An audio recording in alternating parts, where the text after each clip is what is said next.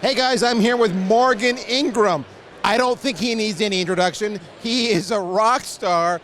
He's a social media influencer. He's a sales trainer extraordinaire. He is Mr. SDR. He's the host of the SDR Chronicles. Shall I go on? That's him. All right, so recently, man, you made a post on LinkedIn about the fact that you were like, hey, if I'm an SDR, 3 questions and then move them off to the account exec. That is correct. All right, and I said, whoa, as a buyer, I disagree because I'm not ready to go to the AE. I still have more questions. So I get you want to move it on, but I still have more questions. And that got lots of the conversations. Right. So talk to me about your thoughts. Yeah, absolutely. So Daryl and I had a little bit of disagreement here, but it was a valuable conversation. And my thought process is, if the prospect keeps asking you questions, these questions actually may be to disqualify themselves. So that's why I tell, hey, if someone's asking a lot of questions, say, hey, these are great questions that you're asking. I'm going to write them down, and I'm going to make sure that I hand you off to the AE so we can appropriately answer those questions on the next call. And I find that valuable because I found a lot of SDRs, or maybe even people prospecting, they end up taking too many questions. They have a whole story for 15 minutes, and then they don't get the opportunity. So that's where I was like, hey, 3 questions and cut it off, and that's why I created that rule. And so for me, he's 100% right. I'm looking to disqualify myself or qualify myself. Right. Now, the point of that, your point is, I don't want to lose it, so I'm going to pass it off. Right. My point is, I'm a hard guy to get on the phone, and you've got me now. I probably won't take your AE's call. No. So that's a great point. So I think in that sense, if you feel, I think it's all tone too, and it's all energy. Because some people can ask you questions that don't make sense. Because some people ask you questions on cold call just to like derail you. So if you're being genuine, then I'm like, hey, look, you're asking a lot of great questions here. Is there a reason why you're asking all these questions right now? Or in a tone way, right? Hey, I'm just curious to understand. So then maybe like Daryl, well, hey, look, I don't answer a lot of phone calls, so I need these 3 questions answered, and then we can move forward. Great. I think it's understanding and setting the stage of how many questions is someone going to ask you before moving forward. So that's my thought process. And I agree. Where we do agree is there is a number where you can say, you've maxed my knowledge, and I don't want to steer you wrong. Right. My point was, it wasn't a hard set at number 3. Right. Yeah. So that's my thing. I had the rule of 3, but you're saying you really have to, as an intuition and understanding on that call. Exactly. All rules are made to be broken. I don't have a problem with 3 if it makes sense, because it is about productivity. Right. It's about building the pipeline.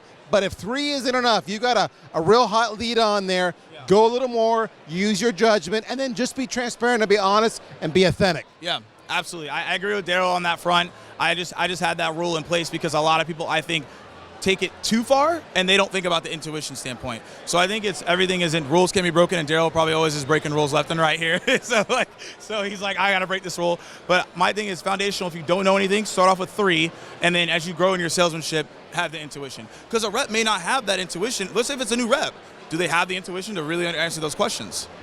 That's like a question that like I have as a whole. Maybe they have to have that 3 rule because they're not equipped to answer the 4th, 5th, 6th question as well. So that's another thought I have on that. So I want to go one more step in a different direction altogether. All right, when you posted that, you had a ton of comments saying, yeah, agreed, spot on. And then I came in there and did what I normally do, which is, whoa, I don't always agree. It's classic Daryl.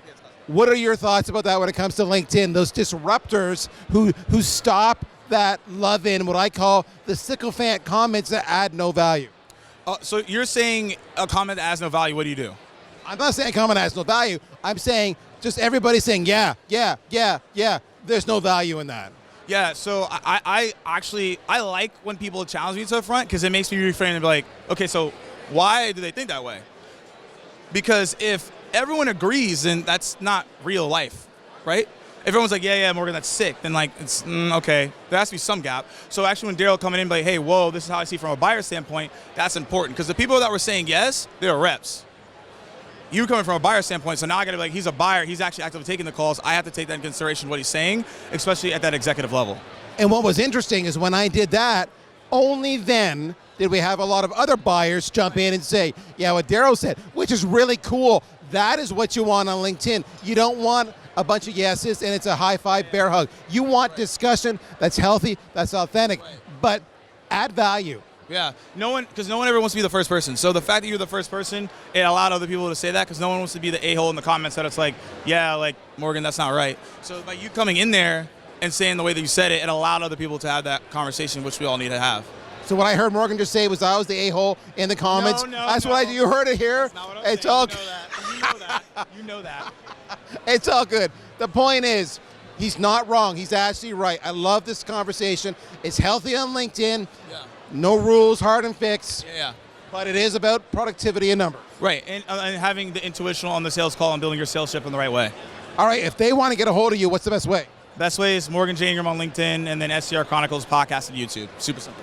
That's the man. Morgan, check him out. I'm Daryl Prowl, VanillaSoft. We'll talk to you soon. You guys take care.